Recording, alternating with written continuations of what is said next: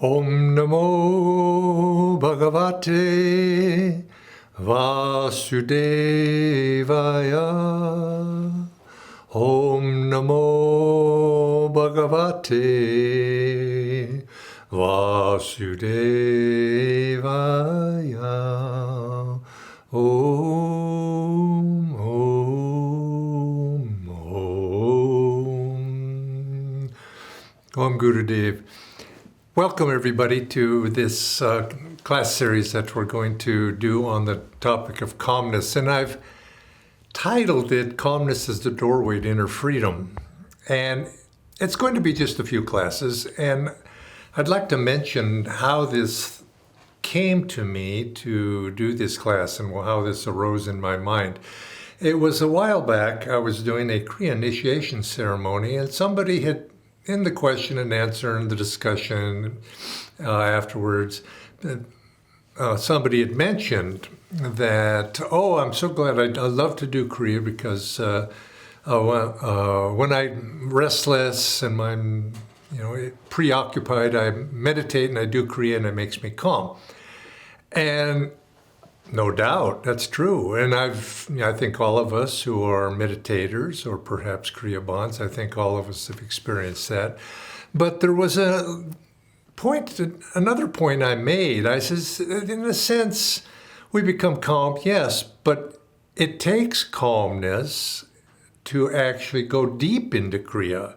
And people approach calmness as just something, it's a little bit passive, and it's one of those qualities that people want, and it's kind of thought of as very relaxing and very pleasant, but as a result of something. But it's actually more than that. It's because I'm not denying that, we've all experienced that, but in my mind, I felt that people were not taking it seriously enough, that it actually is a vital necessity if we're going to be able to experience deeper states of meditation. And I was speaking here to a group of people that are experienced meditators, and it was with that thought that I proceeded. But then I realized, I think many people, even beginner meditators, they tend to approach it in a passive manner and not realizing that it is actually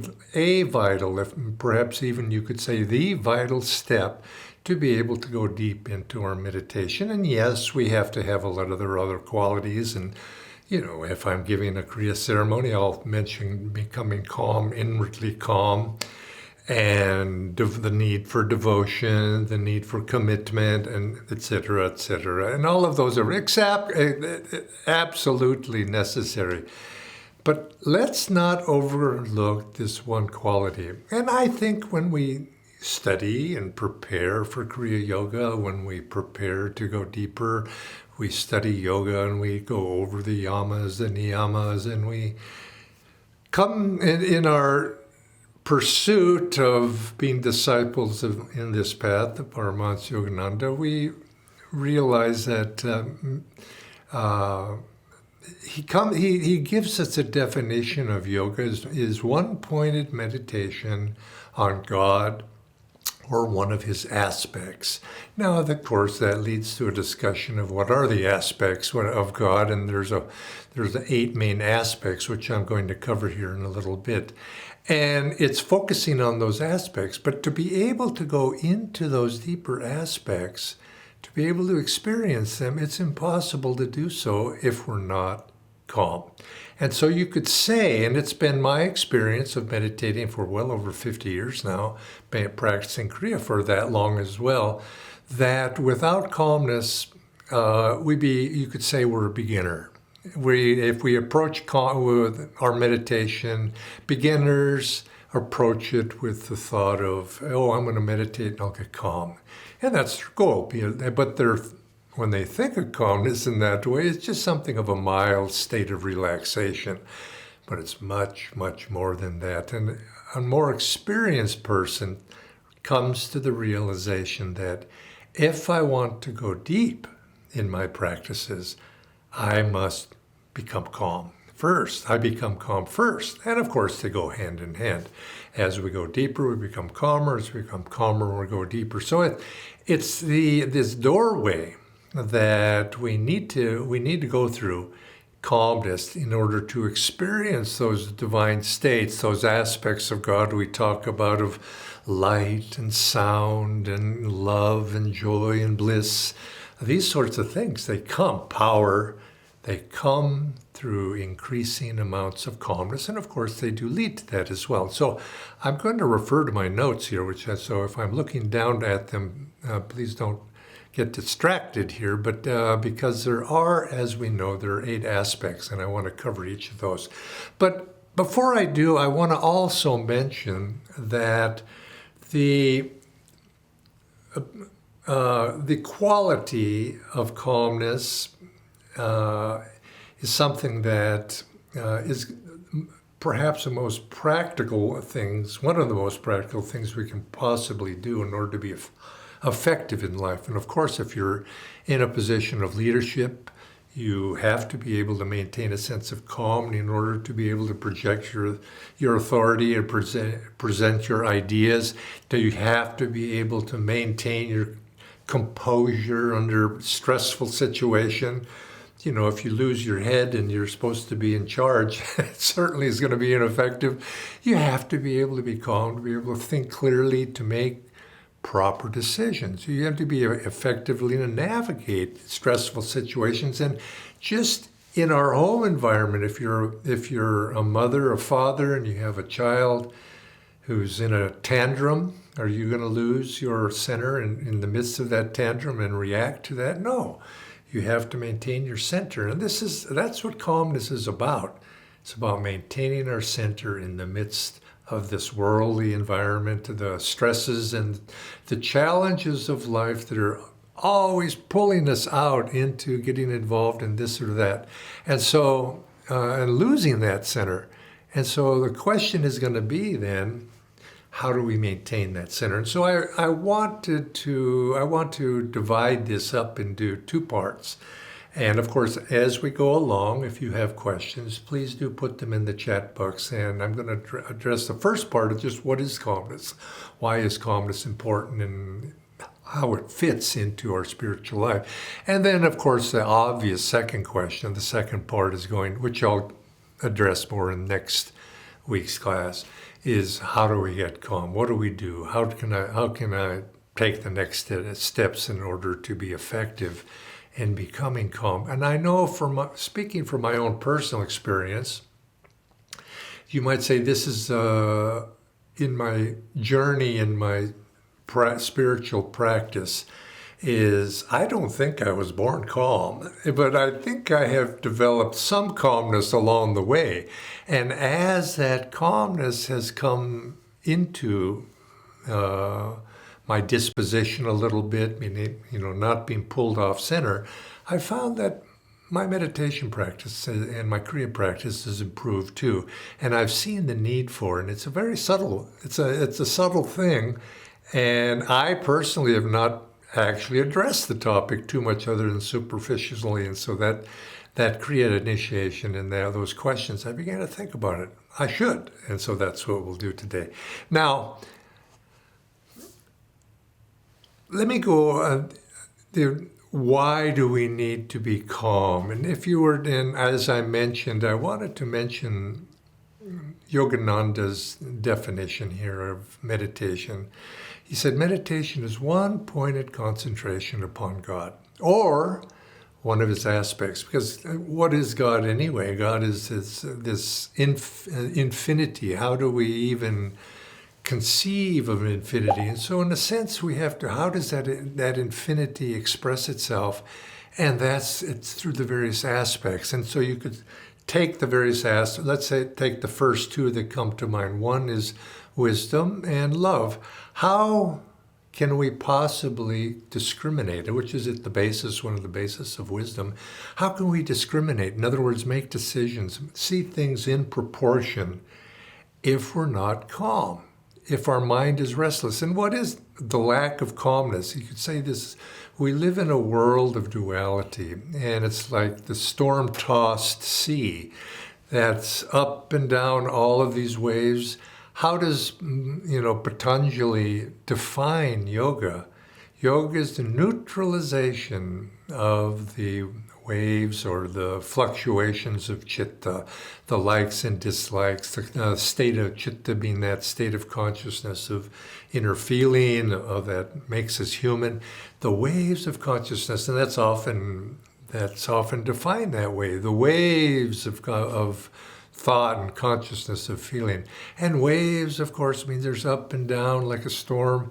And what we're trying to do, and it's often used as image in when we teach people to meditate. Some of your meditation teachers have visualized a lake, moon shining on the lake, and the reflection of the lake is all disturbed because of the waves on that lake. And let's try to calm those down. Well, obviously, the wisdom aspect of God, the ability to discriminate properly, to be able to have that intuition functioning, is to see truth as it is and not through the lens of distorted duality. We have to become still. That lake has to become still. The mind has to become still. And you could say duality itself is the very definition of restlessness and is of uncalmness.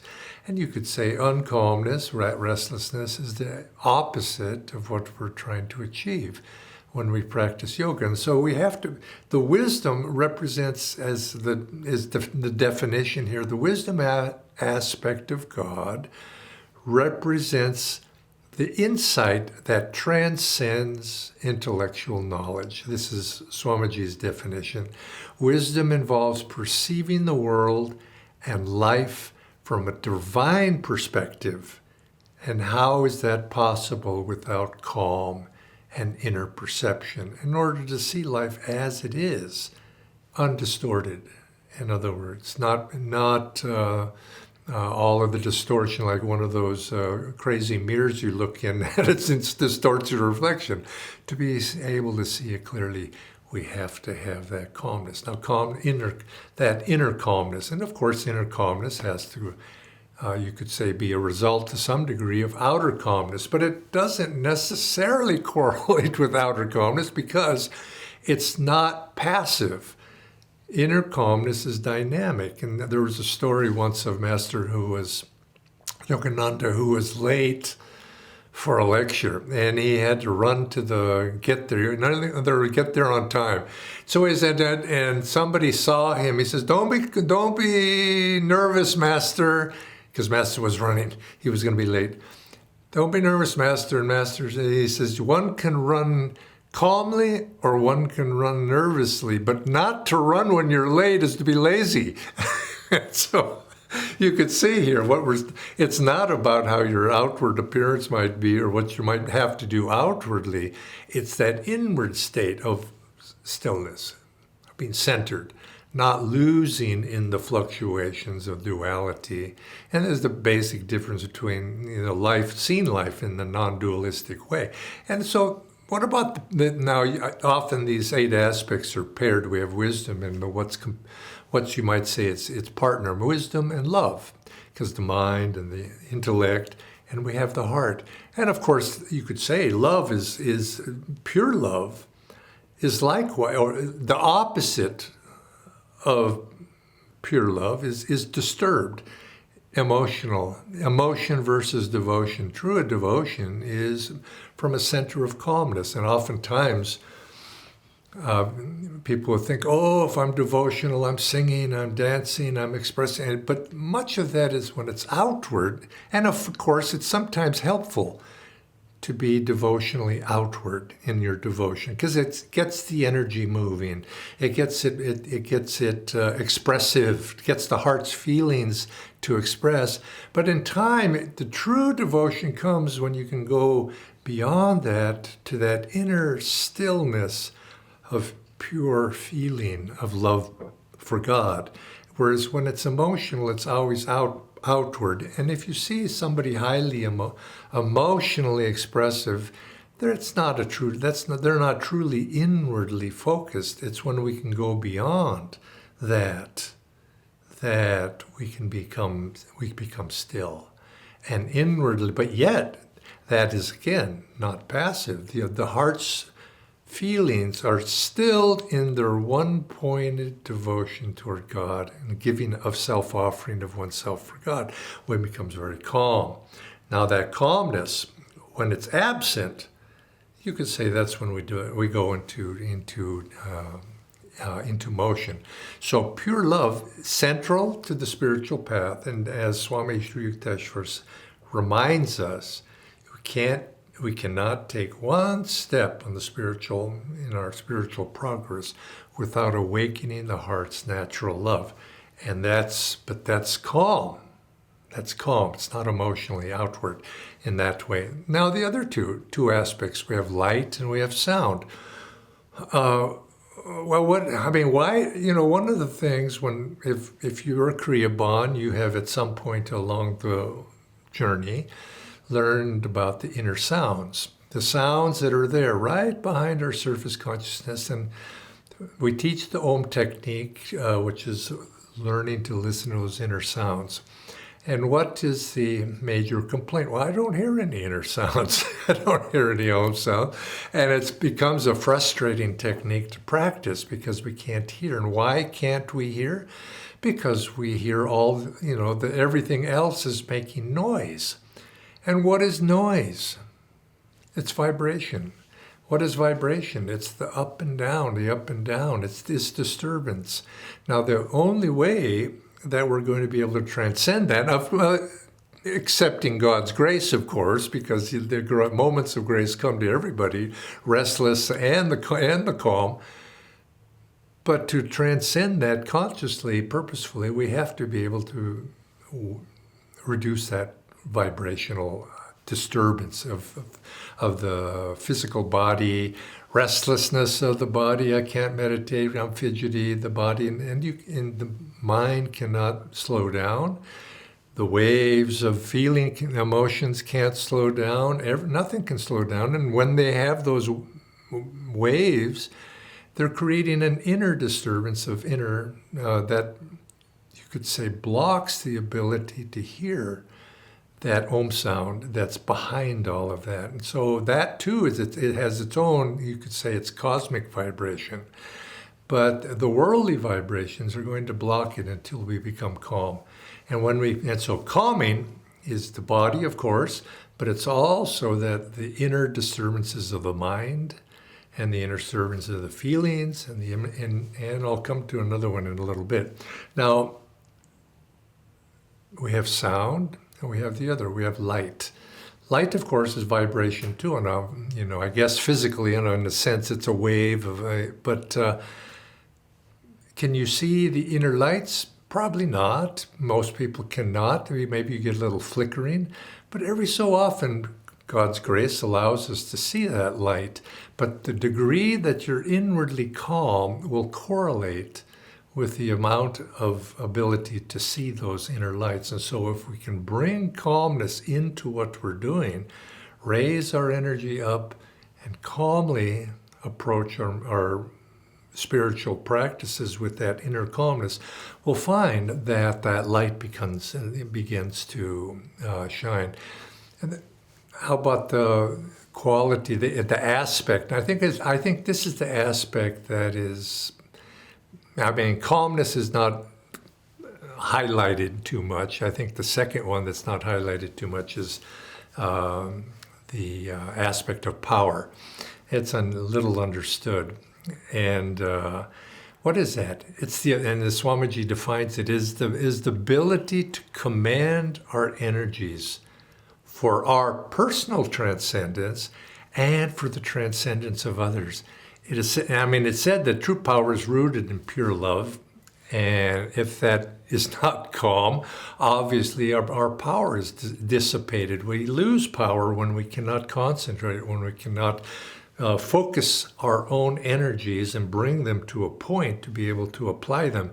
And it's important to understand that that inner power is enhanced when we used our energies towards something that's in tune with Dharma, it becomes stronger. And the opposite is also true. To use our inner powers for something that's adharmic, out of tune, ultimately dissipates them, because it's not our power alone through which with which we operate. It's our power. You could say is there's a in the old days, when you wanted to start a big piece of machinery, you would use a little motor to get it started, and the little motor would get it started, and the little pony motor would start the big motor. Well, that's how we are. It's our little motor of our power put in tune opens the door for the larger power to come in. So we can try our best, but if we're not calm, if we don't have that with inner focus, we find that we're not able to attune ourselves to the larger divine power, which is our potential. And so this too, leadership is like that. Leaders who cannot harness power to their thoughts and their ideas, if they don't have that inner force to be able to then summon and inspire other people to actually join in on whatever it is that they're trying to accomplish. And I know this is, I think, one of the secrets that great spiritual leaders, Paramhansa Yogananda, obviously, there was that inner stillness that was there that you just could feel. This is what all his disciples said. He says you could feel the power right behind it. It was there. And it came from that inner stillness, that power that put him in tune with the divine will. And it was the same thing, I saw that in Swamiji. He had a certain magnetic power. It was his magnetism, but it was his magnetism, not egoic. It was his magnetism because he was always intent on being in tune with his guru, and that gave him power. And then, but at the same time, I don't think I ever saw him ruffled, in other words, something, and he faced tremendous challenges.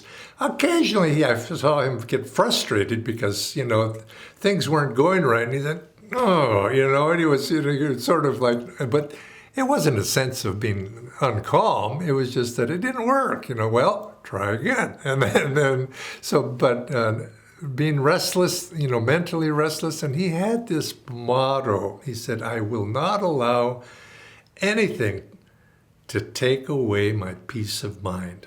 And by that, he meant that stillness. And of course, peace being one of the other qualities. Peace and calmness are the other two aspects of God. They're associated together. Peace is said to be a little bit is the result of calmness and that deep inner peace. But I think in a sense they overlap. Calmness and peace, I think you could sort of think of as together. And finally, that last aspect of the eight is bliss. Bliss, joy. And without calmness, how can there be joy? How can there be bliss? That is the true nature of God, ever existing, ever conscious, ever new. And Swamiji emphasized that bliss is, and it's not a static state, and this is the ever new, it's ever creative, ever new experience of God expressing through his creation. And one adjacent thought is that when we study the yamas and the niyamas, we have that one quality of one niyama of santosha, contentment. In that contentment on the deepest level is having no desire. You could say nothing pulls you out. You're one, you're whole. There's nothing outside of you that is going to take you away. So there's no longing that you're complete. And it's only when we have that completeness of God's presence within us that we gain that contentment. And it's only then can we truly be still. It's only then we can then begin to experience. And they say the power that comes from a contentment is bliss. Now, Swami Sri Yukteswar, his disposition was more wisdom-oriented.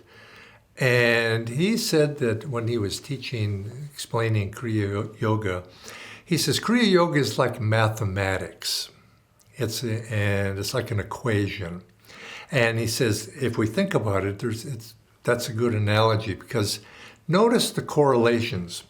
When we become, how do we calm? One of the easy ways, what's one of the manifestations, is if a person's huffing and puffing, assuming they just haven't finished a major race of some sort, but they're sitting there and their breath is disturbed.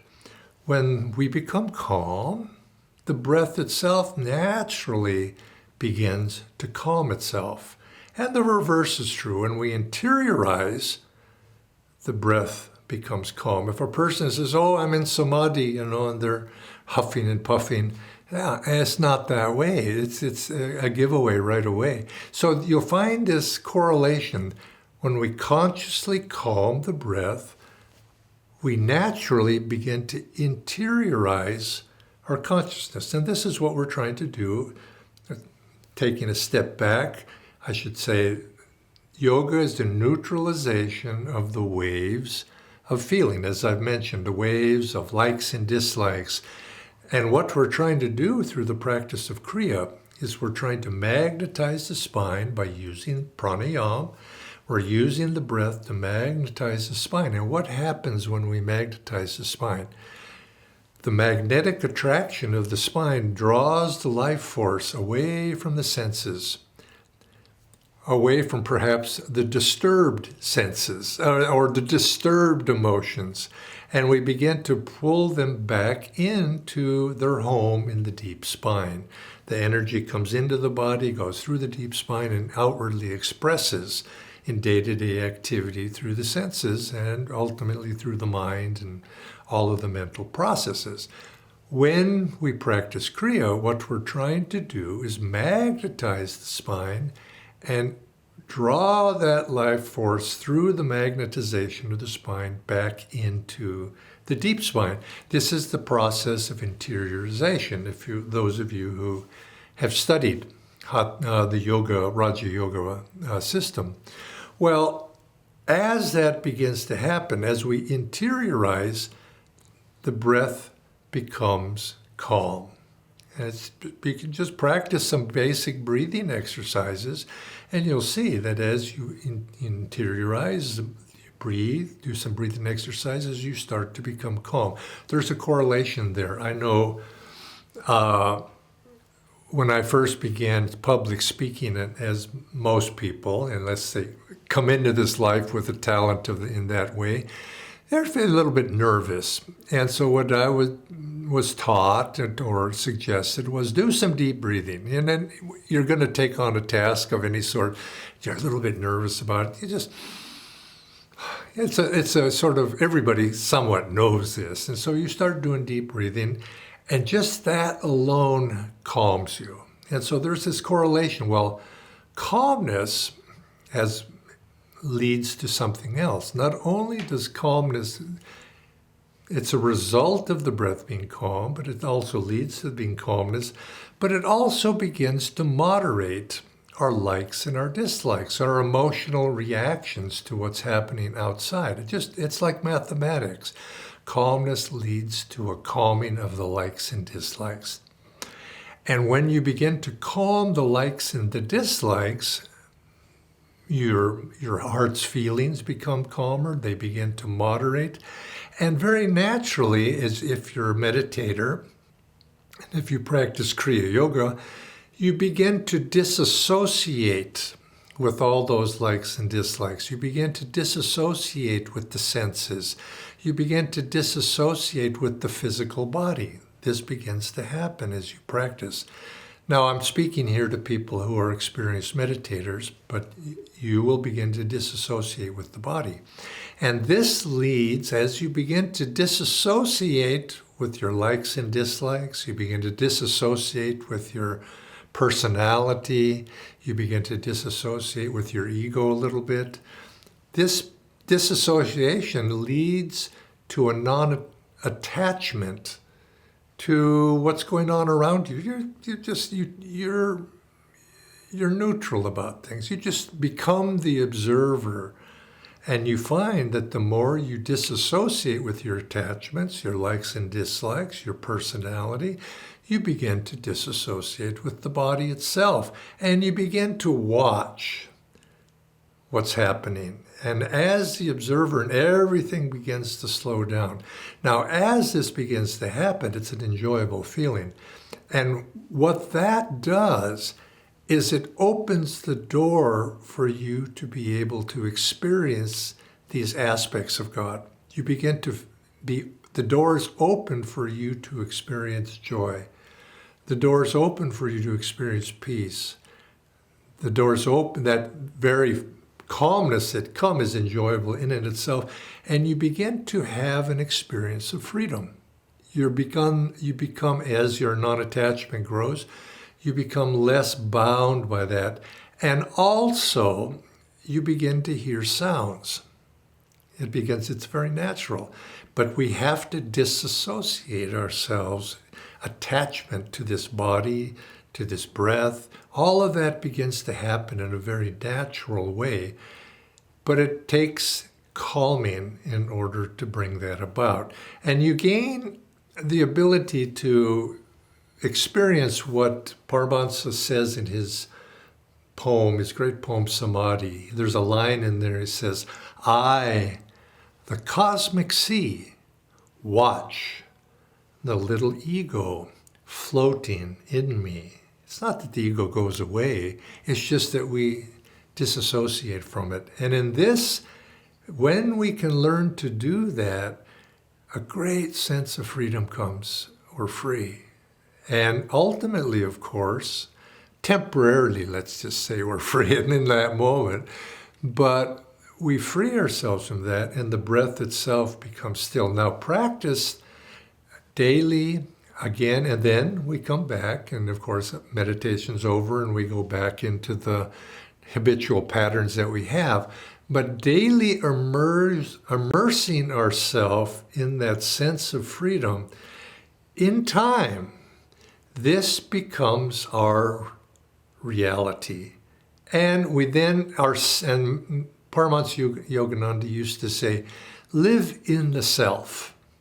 Go out as you need to engage in your work, to do your duties, do what needs to be done, and when you're finished, go back into the self. And that's what he was meaning here, I believe.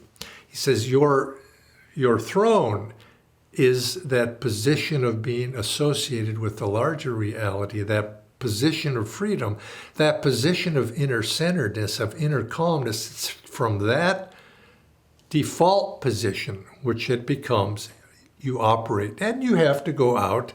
And so as Master said, he says, well, you can run calmly, you can run nervously, but to not run when you have to is laziness. And so you do your duty from that position.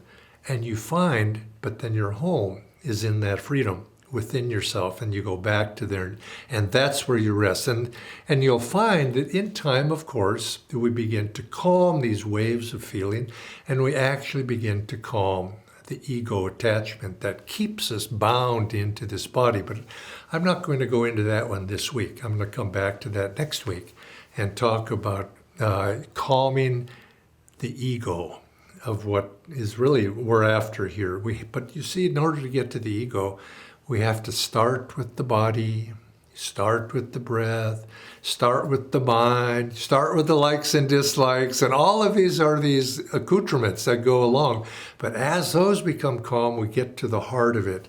What's really the heart of it? It's that ego identity, that ego attachment, and then how can we relieve ourselves of that? And that's what we're going to discuss next week, and how to actually bring about that, what to actually do that might be helpful for this. And I'll suggest a few things. Now, just in preparation for this class, one little exercise, which you might want to practice, and then I'll leave it with this, and I'll come back next week and pursue, is that knowing I was going to come here and do this class, I said, well, I need to get centered. And I practiced this for 15 minutes. And you might try this. Well, let me just, I practice for 15. Why don't you try to see if you can do this for 5 minutes? Because we're going to talk a little bit about pranayama next week. It's a basic technique of starting with the breath. Inhale to a count of 4. Inhale. Hold 4. 4 counts, exhale. It's easy. Now you can adjust the number to whatever is comfortable for you. And then I let the breath stay out for 4 counts. And then I inhale 4 counts, nice and deep through the nostrils, keeping good spine. And did it again. Continuously. Do it for 5 minutes. See if you can do it. Have a clock. And then do it for 5 minutes. And see if you don't become calm. Now, while you're doing that, as you inhale, feel you're drawing life force up the spine from the base of the spine, Muladhara, to the point between the eyebrows, holding it there, drawing that life force down the spine, just as you're breathing through with this pranayama, and do that again, just again and again. And as you're doing that, keep the body still, good posture, and very consciously let the tensions go out of your body as you focus at the spirit. You'll begin to look into the spiritual eye, focusing, perhaps maybe even listening to inner sounds, and just practice this. And then when you complete, take a deep breath. You might even tense and relax before doing it. Take a deep breath. Then look up into the light of the spiritual eye and offer yourself into that light. God, Divine Mother, I offer myself wholeheartedly into you. Guide me in everything I do. Let's come back next week, and then we'll talk a little bit more of things that you can do to help bring about calmness. Joy to you.